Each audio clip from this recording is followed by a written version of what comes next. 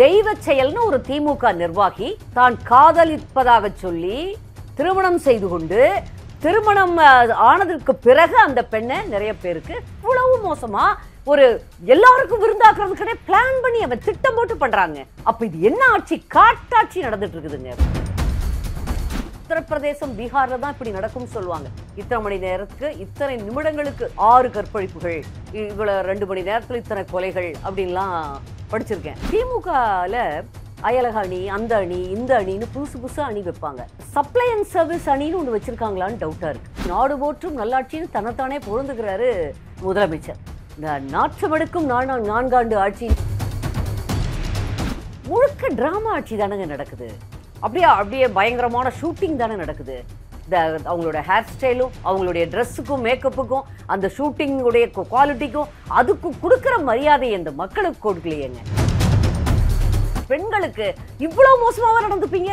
இதுல அப்பான்னு வேற சொல்லிக்கிறீங்க. பொதுச் செயலாளர் சொன்ன மாதிரி டம்மி அப்பா. இங்க வந்து எஃப்ஐஆர் போட மாட்டேன், போலீஸ் ப்ரொடெக்ஷன் கொடுக்க மாட்டேன், நான் வெளியில சொல்ல மாட்டேன். எவ்வளவு நாளைக்கு இருக்க முடியும்? எவ்வளவு நாளைக்கு இந்த மாதிரியான குற்றவாளிகளை முதலமைச்சர் பாதுகாத்து அடகாத்து வச்சுக்கிட்டு இருக்க போறாருன்னு தெரியல. அதால் சொல்றாரே, நேர்மை இருக்கா, திராணி இருக்கா, தெம்பு இருக்கா, மானம் இருந்தா, ஈனம் இருந்தா, ஏதாவது ஒண்ணு இருந்தா நேரம் நீங்க வெளியில வந்து அது சொல்லியிருக்கணும்.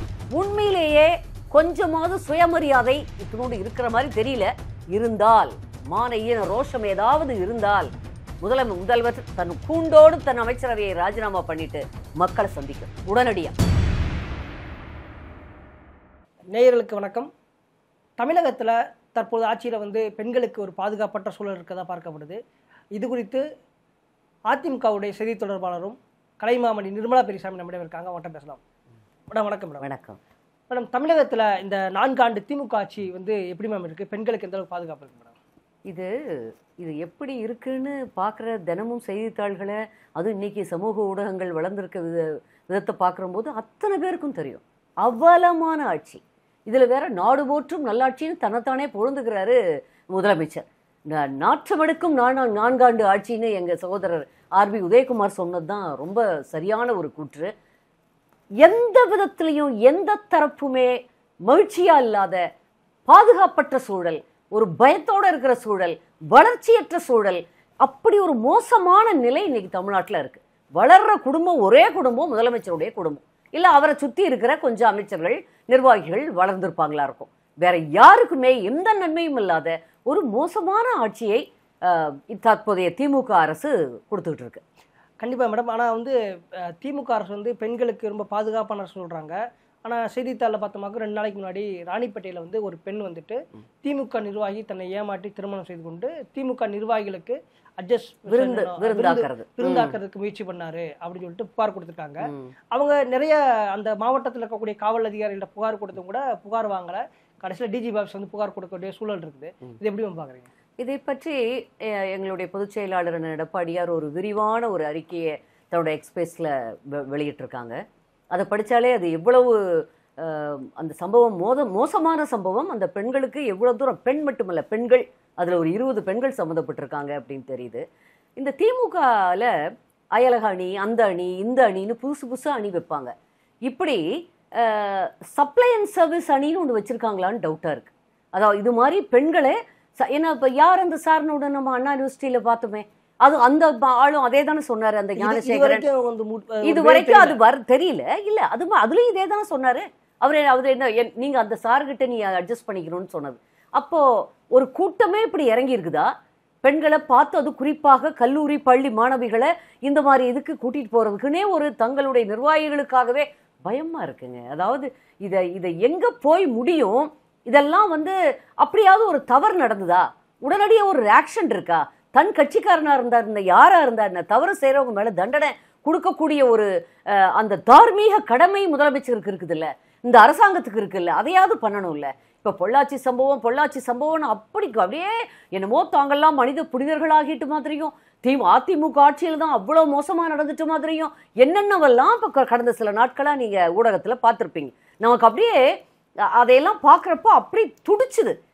இது பார்த்தீங்கன்னா அதில் இருந்தது ஒரே ஒரு பையன் அதிமுகவில், அதுவும் அவன் ரொம்ப ஒரு சாதாரண பொறுப்பில், மிக சாதாரண பொறுப்பில் இருந்த பையன்.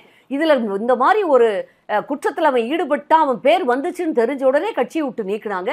உடனடியா அண்ணன் எல்லாத்தையும் கைது பண்ணாரு. கைது பண்ண உடனே சிபிஐக்கு மாத்தினாரு. சிபிஐ இருங்க திமுக அழுத்தத்தினாலதான் மாத்திரம் இப்ப சொல்லிட்டு இல்ல, அது என்ன வேணாலும் பேசுவாரு. திமுகவுக்கு வந்து நரம்பில்லாத நாக்குன்னு சொல்றமே, அது வந்து திமுக காரங்களுக்கு மாதிரி அநியாயத்துக்கு அவங்க பேசுறது. அதுவும் ஊடகத்துல வந்து முழுக்க டிராமா ஆட்சி தானங்க நடக்குது. அப்படியே அப்படியே பயங்கரமான ஷூட்டிங் தானே நடக்குது. அவங்களோட ஹேர் ஸ்டைலும் அவங்களுடைய ட்ரெஸ்ஸுக்கும் மேக்கப்புக்கும் அந்த ஷூட்டிங்குடைய குவாலிட்டிக்கும் அதுக்கு கொடுக்குற மரியாதை இந்த மக்களுக்கு கொடுக்கலையேங்க. ஓட்டு போட்டு வெற்றி பெற்று உங்களை இவ்வளோ பெரிய பதவியில் அமர்த்தி இத்தனை ஒரு வருஷத்துல 30,000 கோடிக்கு மேலே சம்பாரிச்சு இப்போ இந்த 4 வருஷத்துல எத்தனாயிரம் கோடி சம்பாரிச்சிங்களோ, லட்சம் கோடிக்கு மேலே போயிருக்கோம். இவ்வளவு உங்களுக்கு வாய்ப்பு வசதிகளை அதிகாரத்தை அந்த அதிகாரத்தின் போதையை கொடுத்தது இந்த மக்கள் அல்லவா? இந்த மக்களுக்கு நீங்க என்ன செய்றீங்க? அதுலயும் குறிப்பா பெண்களுக்கு இவ்வளவு மோசமாக நடந்துப்பீங்க. இதுல அப்பான்னு வேற சொல்லிக்கிறீங்க. இவ்வளோ வேதனையா இருந்தது அதையெல்லாம் பாக்குறப்போ. அதுதான் எங்கள் பொதுச் செயலாளர் சொன்னது மாதிரி டம்மி அப்பா. இவர் டம்மி அப்பா தான், இல்லைன்னா அப்படி நடந்திருக்குமா? அந்த அரக்கோணம் சம்பவம் உங்களுக்கு நீங்க ஆரம்பிச்சீங்க, என்ன நடந்திருக்கு? தெய்வ செயல், அந்த பையன் பேரு தெய்வ செயல்னு ஒரு திமுக நிர்வாகி தான் காதலிப்பதாக சொல்லி திருமணம் செய்து கொண்டு, திருமணம் ஆனதற்கு பிறகு அந்த பெண்ணை நிறைய பேருக்கு திமுக நிர்வாகிகளுக்கு, அதுல ஒரு அமைச்சரோட பிஏ உமா மகேஸ்வரன் ஒருத்தருடைய பேர் வருது, அவரு வந்து சம்மந்தப்பட்டிருக்கிறதாக சொல்றாங்க. மிரட்டினாங்க, அவருக்கு விருந்தாக்கு நினைச்சாங்க. அந்த பொண்ணு தாங்க முடியாம ஒவ்வொரு பக்கமா போய் யார்கிட்ட கணவனா இருந்தாலும் இப்படி ஒரு எல்லாரையும் பெண்களால் அதை ஏற்றுக்கொள்ள முடியாது. மனைவியாகவே இருந்தாலும் பிடிக்காத பெண்ணை உறவுக்கு வற்புறுத்த கூடாதுங்கிறது சட்டம் மட்டுமல்ல, அது நல்ல ஆண், ஒரு கம்பீரமான ஆண் அதை செய்ய மாட்டான். அப்படி இருக்கிறப்ப நீங்க எப்படி இவ்வளவு மோசமா ஒரு எல்லாருக்கும் விருந்தாக்குறதுக்கு பிளான் பண்ணி அவன் திட்டம் போட்டு பண்றாங்க. நான் நினைக்கிறேன் இந்த அயலக அணி மாதிரி இதுக்கு ஒரு அணி அவங்க உருவாக்கி இருக்காங்க. ஒரு அன்அனௌன்ஸ்டா அறிவிப்பு இல்லாத ஒரு அணி திமுகல வேலை பார்த்துக்கிட்டு இருக்கும் போல இருக்கு. இது வந்து எப்படி இதை ஏற்றுக்கொள்ளவே முடியல. அந்த பொண்ணு சொல்லியிருக்கு பாத்தீங்களா, நீங்க அதுல கவனிச்சிருப்பீங்க, 20 பெண்களுக்கும் மேல 20 வயதுடைய பெண்கள் இதுல ஈடுபடுத்தப்பட்டிருக்காங்க. அவங்க எல்லாருமே மனம் குமுறி போயிருக்காங்க அப்படின்னு. இது மாதிரி தமிழ்நாடு முழுக்க எத்தனாயிரம் பெண்கள் இருப்பாங்கன்னு நினைக்கிறப்ப ஒரு அரக்கோணத்துல இவ்வளவுனா, அப்படி அந்த பெண்கள் புகார் கொடுக்க போனா எங்க போறது? காவல்துறைக்கு தானே போகணும். காவல்துறையில அது யாருமே அந்த கேஸ் எடுக்கவே பயந்துகிட்டு இருந்தா, அமைச்சர்கள் பிஏட்டு இருந்தும் அமைச்சர்கள்ட்ட இருந்தும் போன் வந்தா அவங்க இப்ப காவல்துறை என்ன பண்றது தெரியாம தடுமாறுவாங்க. அப்ப வாங்க மாட்டாங்க. கம்ப்ளைண்டே வாங்கலன்னா, ஒரு எஃப்ஐஆர் கூட பதிவு பண்ணலன்னா, அப்ப அந்த பெண்கள் எங்கதான் போறது, என்னதான்? அப்ப இது என்ன ஆட்சி? காட்டாட்சி நடந்துட்டு இருக்குதுங்க. கொடூரமான ஒரு ஆட்சி நடந்துட்டு இருக்கு. இது சரியே இல்லை. இது வந்து கடைசியில எங்க எம்எல்ஏ அரக்கோணம் தொகுதியின் அதிமுக எம்எல்ஏ சு ரவி அவர்கள்ட்ட போய் அவர் தலையிட்டதற்கு பிறகுதான் எஃப்ஐஆரே போட்டிருக்காங்க. இப்படி நிலைமையில் இருக்கிறப்போ இவங்க எல்லாம் வாய் கிழிய கிழிய பேசுறாங்க. நீங்க அதுவும் இந்த பொள்ளாச்சி சம்பவத்தை பார்த்திருப்பீங்க இல்லையா? என்னென்ன பேசுறாங்க, என்னெல்லாம் பேசினாரு சிஎம்ஓ அவரை சேர்ந்தவர்களும். அப்பா என்னமோ தாங்க தான் அந்த கேஸ் நடத்தின மாதிரி, தங்கனாலதான் அது எல்லாமே அந்த விசாரணை நடைபெற்ற மாதிரி, இன்னைக்கு தீர்ப்பு வந்ததுக்கு தாங்க தான் காரணம் மாதிரி. என்ன அக்கிரமம், என்ன ரங்கபாடி பாருங்க. கேஸ தவறுன்னு தெரிஞ்ச உடனே கைது செய்து வழக்கு பதிவு செய்தது அண்ணன் எடப்பாடியாரின் அதிமுக அரசு. அதற்கு பிறகு அதை சிபிஐக்கு மாத்துறது, இன்னும் எல்லாரும் நல்ல நேர்மையான விசாரணை நடக்கணும், ரொம்ப கடுமையான விசாரணை நடக்கணும்னு உடனடியா அண்ணன் யாரையும் கேட்கல. அவரே வந்து தன்னுடைய அரசில் நடந்த ஒரு விஷயமா இருந்தாலும் உடனடியாக மனசாட்சிக்கு கட்டுப்பட்டு உடனடியா சிபிஐக்கு மாத்தினாரு. சிபிஐ வழக்க நடத்துச்சு, நீதிமன்றம் அந்த தண்டனையை வழங்குச்சு. இதுல வந்து திமுகவுக்கு என்ன ரோல் இருக்குது, இதுல என்ன இருக்குதுன்னு எனக்கு உண்மையிலேயே தெரியல. இல்லை, இப்போ திமுக வந்துட்டு இந்த பொள்ளாச்சி வழக்கை வந்துட்டு எங்கனால தான் சிபிஐக்கு மாற்றி சொல்கிறாங்க. ஆனால் இந்த அண்ணா யூனிவர்சிட்டி வழக்கில் வந்து சிபிஐக்கு எல்லாம் கேட்குறாங்க, ஆனால் சிபிஐக்கு மாற்ற மாட்டேன்றாங்களே. உண்மை, நேர்மையானவங்களா இருந்தால் பண்ணுவாங்கல்ல. அண்ணா யூனிவர்சிட்டியில் யார் அந்த சாருங்கிறது ஒரு அனுமானம் அளவில் எல்லாருக்குமே தெரியுது. முதலமைச்சர் இது வரைக்கும் அந்த 3 மாதம் யாரும் வாயே திறக்கல. எந்த மீடியாவை துணை முதல்வர் எதுக்கிட்டு பேசிட்டு இருப்பாரு, வாயே திறக்கல, வரவே இல்லை. அந்த அமைச்சரை கொஞ்ச நாள் நீங்கள் வெளியில் வராத இருங்கன்னு சொல்லி சொன்னதாக பத்திரிகைகளில் படித்தோம். நமக்கு தெரியாது, நம்மளா போய் கேட்குறோம். பத்திரிகையில் வர செய்திகள், பத்திரிகையில் நீங்கள் வெளியில் வரக்கூடாது கொஞ்ச நாளைக்குன்னு அவரை அப்படியே பாதுகாத்து வச்சிருந்துட்டு இப்போ அப்புறம் கொஞ்சம் கொஞ்சமாக வெளியில் வர ஆரம்பிக்கிறாங்க. எவ்வளோ பெரிய கொடூரம்! சென்னையின்ல முக்கியமான பகுதியான அண்ணா யூனிவர்சிட்டி வளாகத்துக்குள்ள அந்த ஒரு பெண்ணுக்கு இவ்வளவு தூரம் நடந்து, அதுவும் இன்னொரு சாருக்கும் நீ வந்து கூட இருக்கணும்னு சொல்லி அதை அந்த பெண் தைரியமாக வந்து, இன்னைக்கெல்லாம் இளைஞர்கள் இப்ப இருக்கக்கூடிய பெண்களையெல்லாம் நீங்க சாதாரணமா நினைக்கக்கூடாது. இது ரொம்ப நாளைக்கு இப்படியே போயிட்டு இருக்காது. எவ்வளவு நாளைக்கு நீங்க வந்து எஃப்ஐஆர் போட மாட்டேன், போலீஸ் ப்ரொடெக்ஷன் கொடுக்க மாட்டேன், நான் வெளியில சொல்ல மாட்டேன்னு எவ்வளவு நாளைக்கு இருக்க முடியும்? எவ்வளவு நாளைக்கு இந்த மாதிரியான குற்றவாளிகளை முதலமைச்சர் பாதுகாத்து அடகாத்து வச்சுக்கிட்டு இருக்க போறாருன்னு தெரியல. இது முழுக்க முழுக்க நிர்வாகத்தின் தவறு. முதலமைச்சரோட ஆட்டிடியூட் சரியில்லை. அது வந்து அவர் நேர்மையானவராக இருந்தால் சொல்றாரே, நேர்மை இருக்கா, திராணி இருக்கா, தெம்பு இருக்கா, மானம் இருந்தா, ஈனம் இருந்தா, ஏதாவது ஒண்ணு இருந்தா நேரம் நீங்க வெளியில வந்து அது சொல்லியிருக்கணும். ஏன் அரசு தான் அண்ணன் பண்ணார்ல, சிபிஐக்கு மாத்துங்கன்னு எங்கள் பொதுச் செயலாளர் பண்ணார்ல, அது மாத்தி விட்டார்ல. வந்து இன்னைக்கு நேர்மையான விசாரணை எங்கள் பொதுச் செயலாளரால் தான் கிடைச்சதோ தவிர திமுகவுக்கும் இதுக்கும் சம்மந்தமே இல்லை. இதை சொல்லிட்டு கேட்கறவங்க எல்லாத்துக்கும் தெரியும். அவங்க பேசிட்டு இருக்கிறப்பல எல்லாருக்கும் சிரிப்பு எப்படி எப்படியோ வரும். எப்படி பார்த்து எல்லாருக்கும் வேதனையும் ஒரு அருவருப்பும் தான் வருது அவங்களுடைய அறிக்கைகளை பார்க்குற போது. இது அந்த பெண் வந்துட்டு அந்த பேட்டி கொடுக்கும் பொழுதே அந்த சம்மந்தப்பட்ட அந்த நபர் வந்துட்டு அந்த பெண்ணோட வீட்டில் இருக்கக்கூடிய தோழிகளை வந்து மிரட்டக்கூடிய செய்தியை நம்ம பார்த்தோம். லைவ்லேயே வந்து எங்ககிட்ட பேட்டி கொடுத்துருந்தாங்க. கொடுக்குறப்பே வந்துட்டு இந்த பாருங்க மிரட்டுறாங்க, அங்கே போய் என்னோட தோழியை அடிச்சிருக்காங்க, மிரட்டிருக்காங்க சொல்றாங்க. காவல்துறை கட்டுப்பாடு வந்து முதல்வருடைய தலைமையில தான், முதல்வர் கீழே இருக்கு இந்த காவல்துறை. அப்படி இருந்தும் கூட முதல்வர் இதெல்லாம் ஏன் கண்டுக்கொள்ளாம இருக்காரு? அதைத்தான் நான் சொல்றேன். முதலமைச்சருக்கு என்ன நடக்குதுன்னே தெரியலன்னு தோணுது. உண்மையிலேயே தனக்கு கீழே என்ன நடக்குது, தன்னுடைய நிர்வாகி சக அமைச்சர்களும் மற்ற நிர்வாகிகளும் என்ன செஞ்சுட்டு இருக்காங்க, போலீஸ் டிபார்ட்மெண்ட்டை யாரு ஹேண்டில் பண்றா, உண்மையிலேயே இவருடைய கவனத்துக்கு எல்லாம் வருதா? அன்னன்னைக்கு வரணும். நான் நினைக்கிறேன் காலை மாலை ரெண்டு வேளையும் உளவுத்துறை அதிகாரி வந்து டிஜிபி போய் அவருக்கு எல்லாமே முதலமைச்சருக்கு எக்ஸ்பிளைன் பண்ணணும். எல்லாம் அதெல்லாம் அவருக்கு போகுதா, இல்லை வேற யார் கேட்டுக்கிட்டு இருக்காங்களா? இதுதான் எங்களுக்கு ரொம்ப நாளா சந்தேகம். யார் அந்த சார் மேட்டர்ல இருந்தே வந்து நம்மளுக்கு சந்தேகம் வந்து முதலமைச்சருக்கு முழுமையாக தமிழ்நாட்டில் என்ன நடக்குதுன்னு தெரியல. அவர் ஒரு பொம்மையாக போயிட்டு வந்துட்டு கொடுத்த அறிக்கைகளை வெளியிட்டுக்கிட்டு நிகழ்ச்சிகளில் பேசிட்டு மட்டும் இருக்கிறாரோ அப்படின்னு ஒரு சந்தேகம் நிச்சயமா வருது. இல்லைன்னா வந்து ஒரு பொறுப்புங்க, பதவிங்கிறது ஒரு ஏதோ ஒரு எல்லாரும் தனக்கீழே இருக்கிறதாக தான் ஏதோ ஒரு பெரிய, அதுக்கு இது ஜனநாயகம். முடியாட்சியில் அப்படி இருக்குதுன்னு தானே நீங்க முடியாட்சியை வேண்டான்னு சொல்லி எல்லாத்தையும் ஒழிச்சிட்டு மன்னராட்சி முறையை முழுமையாக ஒழித்து விட்டு எதுக்கு ஜனநாயகம் வந்தது? ஏன் குடியாட்சி வந்தது? மக்களை எல்லாரும் ஒன்று. இங்க வந்து யாரும் ஏற்ற தாழ்வு கிடையாது. நீங்க பெரியவன் சின்னவன் எல்லாம் கிடையாது. எல்லாரும் ஒண்ணுங்கிறதுக்கு தானே இன்னைக்கு ஜனநாயகம் வந்தது, குடியாட்சி வந்தது. நீங்க இப்ப வந்து அதையே குழி தோண்டி புதைச்சிட்டீங்களே. மன்னராட்சி தானே திமுக நடந்துகிட்டே இருக்குது. சொன்னா உங்களுக்கு கோபம் இருக்கும். அப்புறம் ஏதாவது எந்த குற்ற உணர்வுமே இல்லை. இன்னைக்கு தமிழகத்தில் மட்டுமல்ல, அகில இந்தியாவிலும் நடைபெற்று கொண்டிருக்கக்கூடிய நிறைய தவறுகளுக்கு முன்மாதிரியாக முதன்மையான ஒரு காரணமாக திராவிட முன்னேற்ற கழகம் தான் இருக்கு. ஊழல்ல இருந்து, வாரிசு அரசியல்ல இருந்து, எல்லாத்துக்கும் எல்லா தவறுகளுக்கும் பார்த்தீங்கன்னா திமுக ஆட்சி தான் காரணமா இருக்கு. ஆனா வந்து அவங்க சொல்றத பார்த்தீங்கன்னா அந்த வாய் ஜாலம் இருக்கு பாருங்க, வர்ண ஜாலம். அப்படியே கலர் கலரா பேசுறப்போ அப்படியே ஆஹா அப்படி இருக்குமோன்னு. ஆனாலும் மக்கள் இன்று தெளிவா சிந்திக்கிறாங்க. எல்லாருக்கும் தெரியுது மாண்புமிகு முதலமைச்சருக்கு இது வந்து மாபெரும் ஒரு கண்டனத்துக்குரிய விஷயம், மாபெரும் தவறு அவர் செய்துட்டு இருக்கக்கூடியது. அந்த பொறுப்புகளை கடமையை தட்டி கழிக்கிறது, கடமையை சரிவர செய்யாம இருக்கிறது, அதுவும் அதிகாரம் இவ்வளவு இருக்கிறப்போ, ஒரு மாநிலமே உங்களை நம்பி இருக்கிறப்போ நீங்க வந்து இப்படி நடந்துக்கிறது ஒரு அராஜகம். கடந்த ஒரு வாரம் வந்துட்டு துறைப்பாக்கத்துல ஒரு ஐடி ஊழியர் பெண்ணை வந்து இரவு நேரத்துல வந்து ஒருத்தர் வந்து பாலியலுக்கு தொந்தரவு பண்ணியிருக்காரு. அவரை உடனே கைது பண்ணி அவர் வந்து மாவு கட்டு போறதுக்கு வலிக்கு வந்துட்டா சொல்றாங்க. இவங்க சாதாரண மக்கள்லாம் உடனே தண்டிக்கப்படும் பொழுது இந்த திமுக பொறுப்புல இருக்கவங்களை மட்டும் ஏன் வந்து காவல்துறை வந்து கண்டுகொள்ளாமே இருக்கு? இது என்ன கேள்வி? இதுதான் கேள்வியிலேயே பதில் இருக்கே. அவங்க என்ன தவறு செய்தாலும் தங்களுடையவர்களை அவங்க காப்பாற்ற நினைக்கிறாங்க. அதுதான் இன்னும் மோசத்திலேயும் மோசமானது. தவறு செய்தவர்கள் யாராக இருந்தாலும் தண்டிக்க வேண்டியது அரசாங்கத்தின் காவல்துறையின் கடமை. அப்படி இல்லாம என்னுடைய ஆள், இது வேற ஆள், இவங்களுக்கு பவர் இருக்கு, இவங்களுக்கு பவர் இல்லை, பணம் இருக்கு, இல்லைன்னு வந்தா அப்புறமேல அது வந்து ஆட்சியே அல்ல, இது வந்து கொடுங்கோல் ஆட்சி. அதைத்தான் நாங்கள் சொல்லிக்கிட்டே இருக்கோம், கொடுங்கோல் ஆட்சி நடக்குது அப்படின்னு. பொதுவாகவே இந்த இது போன்ற பெண்கள் பாதிக்கப்படும் போது மாதர் சங்கங்கள், இங்கே இருக்கக்கூடிய மகளிர் ஆணையம், உங்களை தானா வந்து வழக்கு பதிவு செய்வாங்க, விசாரணை நடத்துவாங்க, போராட்டம் பண்ணுவாங்க.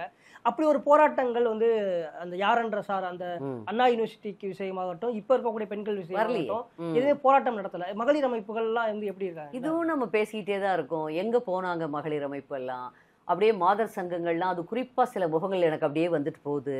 அப்படியே குமுறுவாங்களே, வீராவேசமா எல்லா தொலைக்காட்சி சேனல்களையும் பேசிட்டு இருப்பாங்களே, அவங்கெல்லாம் எங்க போனாங்க? இவ்வளவு கொடூரங்கள் ஒவ்வொரு நாளொரு மேனையும் பொழுதொரு வண்ணமா அரங்கேறிட்டு இருக்குது. ஒவ்வொரு கிட்டத்தட்ட உத்தரப்பிரதேசம், பீகார்ல தான் இப்படி நடக்கும்னு சொல்லுவாங்க. இத்தனை மணி நேரத்துக்கு இத்தனை நிமிடங்களுக்கு ஏதோ ஒரு 6 கற்பழிப்புகள், இவ்வளோ 2 மணி நேரத்தில் இத்தனை கொலைகள் அப்படின்லாம் படிச்சிருக்கேன். கிட்டத்தட்ட அந்த மாதிரி கொலை மட்டும் என்ன கொஞ்சமா நடக்குது, கொள்ளை என்ன கொஞ்சமா நடக்குது. இப்போ ஈரோட்டுக்கு பக்கத்தில் எங்கள் அந்த ஏரியாவில் கொங்கு பகுதியில் முதியவர்களை பார்த்து கரெக்டாக போய் ஏதோ ஒரு டீம், இது 3வது முறையாக ஈரோட்டு பக்கம் சிவகிரி பக்கத்தில் பண்ணியிருக்காங்க. கொலை என்ன அநியாயம், இதை கூட கண்டுபிடிக்க முடியல. காவல்துறையால் இது யார் செஞ்சதுன்னு கண்டுபிடிக்க முடியல. தோல்விங்க அரசாங்கத்தினுடைய முற்றிலுமான. காவல்துறையை கையில் வைத்திருக்கக்கூடிய முதலமைச்சர் இதுக்கு கண்டிப்பாக பதில் சொல்லணும். இது அவருடைய தோல்வி, அவருடைய நிர்வாக திறமையின்மை. இதில் இன்னொன்று, நம்ம ப்ரெஸ் மீட்டில் நேற்று அந்த பொண்ணு ராணிப்பேட்டை பொண்ணு பேசுனது, அரக்கோணம் பொண்ணு பேசுனது கேட்டிருப்போம். அப்படி கடிச்சு வச்சு ஊசியில் குத்தி, அதாவது போதை ஊசிகள் போட்டிருக்கலாம்னு நான் நினைக்கிறேன். இந்த மாதிரி அந்த பொண்ணுக்கு உடம்பு முழுக்க இருக்கிற காயங்கள், அது சொல்லிட்டு இருக்கிறப்பே அவளுடைய தோழியை கூப்பிட்டு அவங்க மிரட்டினது, அது எல்லாமே ப்ரெஸ் மீட்டில் வந்தது. எதை பற்றி அவங்களுக்கு கவலை இல்லை. இந்நேரம் நடவடிக்கை வேணுமா வேண்டாமா? அந்த அந்த பெண்களுக்கு நமக்கு வந்து ஒரு நாள் செய்தி, யார் அந்த சார்னு எல்லாம் சேர்ந்து அவ்வளோ பெரிய போராட்டம் பண்ணோம் அண்ணா பல்கலைக்கழக மாணவிக்கு, நமக்கு ஒரு செய்தி.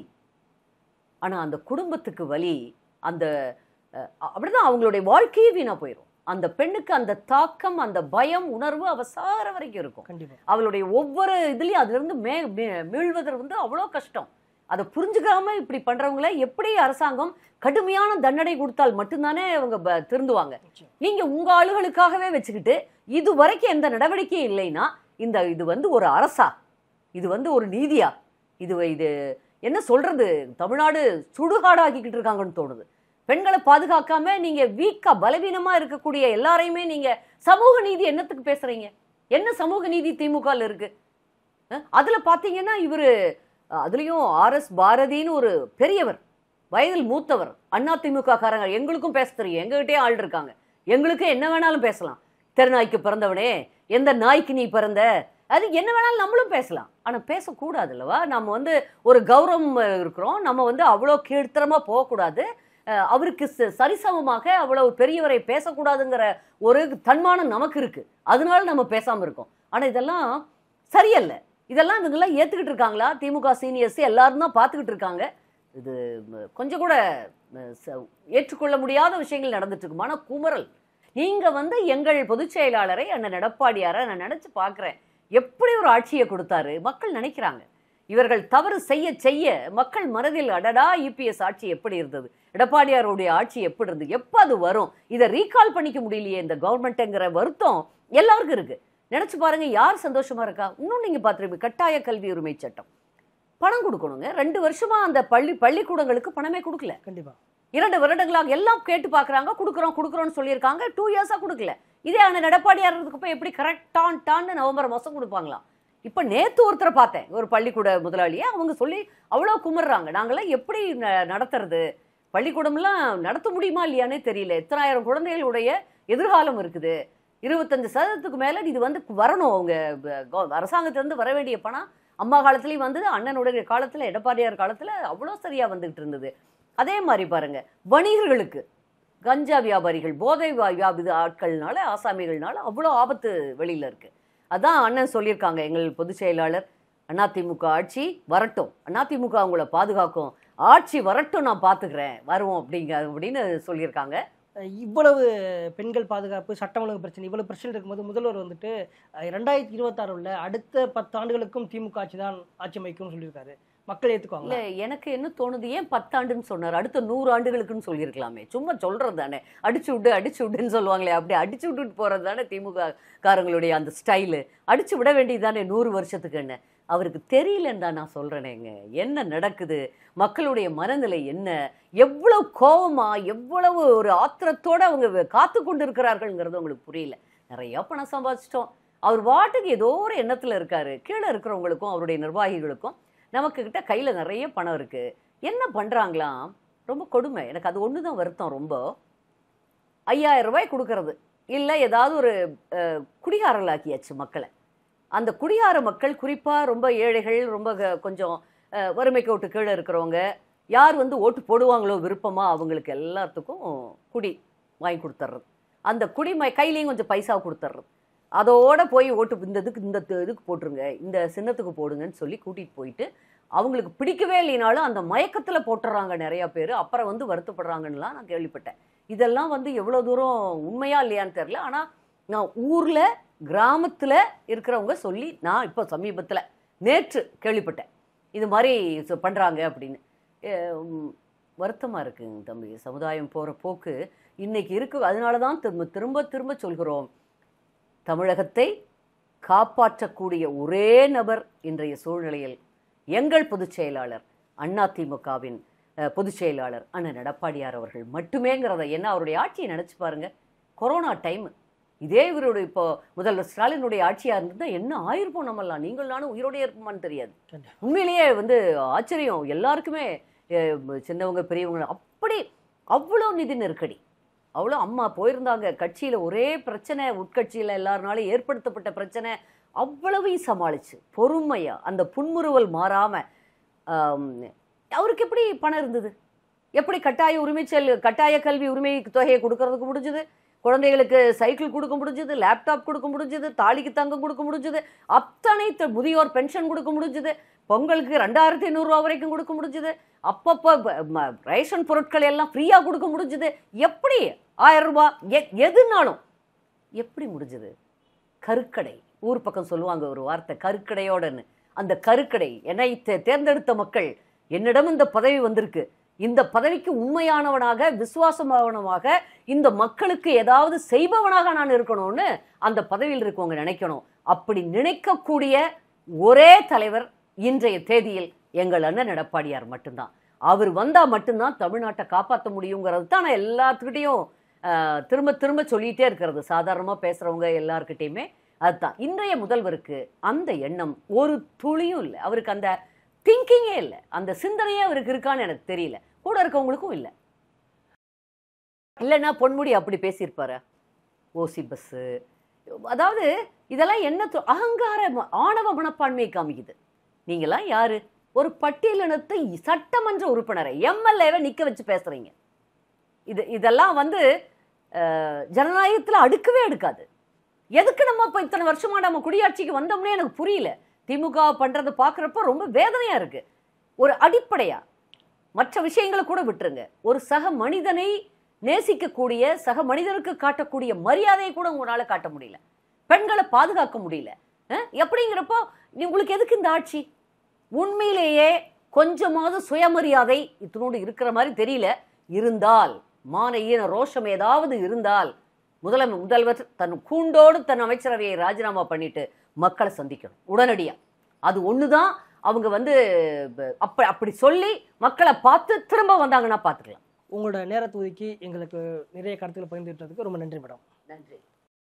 அரசியல்ல உண்மையா என்னதான் நடக்குது தெரிஞ்சுக்க நாளை நமதே சேனலை சப்ஸ்கிரைப் பண்ணுங்க.